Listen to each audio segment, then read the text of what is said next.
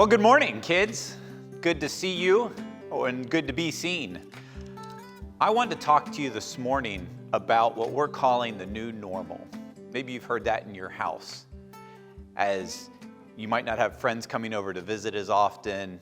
You probably aren't going to the store or out to restaurants, and you might feel like you're just stuck at home, and maybe sometimes getting a little bored when you look around the house and you just see your same family members day after day after day. But we started calling that the new normal. And it can be a little scary as we think about, well, what is it to have a virus that we have to stay home and stay away from so that we can stay healthy? But I think about times when I've changed from what was to what I eventually started to call the new normal. And when I was a kid, up until the age of 8, I lived on a farm in Ohio. And so we had acres and acres of farmland that I could run through. We had animals, pigs and more pigs mostly, and some chickens and dogs. But I also had a friend who just lived down the road from me in the next house, and his name was Chris. And Chris and I were great friends. We played together quite a bit. But when I was 8, my parents sold the farm and we moved from the farm into town. And so now my yard felt really small. And to play, I had to use the sidewalks and parks and things like that. And then I also learned that my new friend, his name was John. This was the boy who lived down the street just 3 doors away.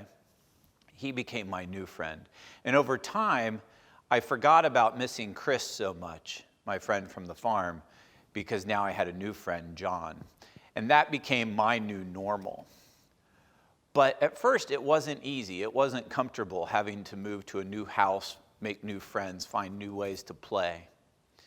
But I'm sure you guys are doing that, finding new ways to play. And probably you're using the computer to talk to your friends and your family over Skype or FaceTime, that sort of thing.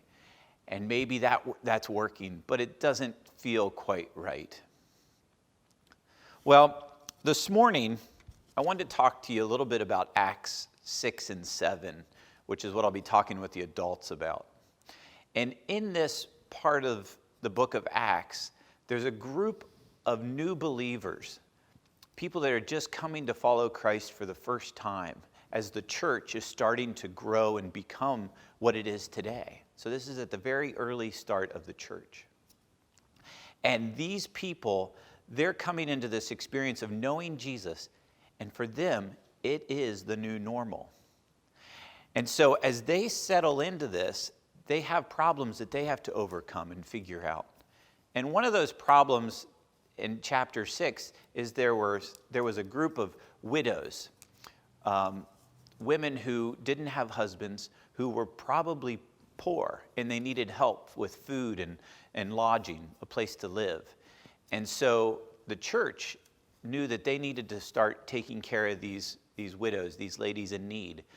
And so to do that, they looked around their community, and they looked and they found 7 people who had the qualifications, these people were full of the Holy Spirit, and they were wise. And those 7 people were then supposed to look after these widows that needed help. Now, the thing that it doesn't talk about, which I want you to think about and maybe talk about with your family, is do you think any of those 7 people had children? And for those children, what do you think it looked like as your mom or dad would take on a new job in a new church that might have been scary? It probably felt different. And I want you to think about what that looks like as you learn about what new normal looks like.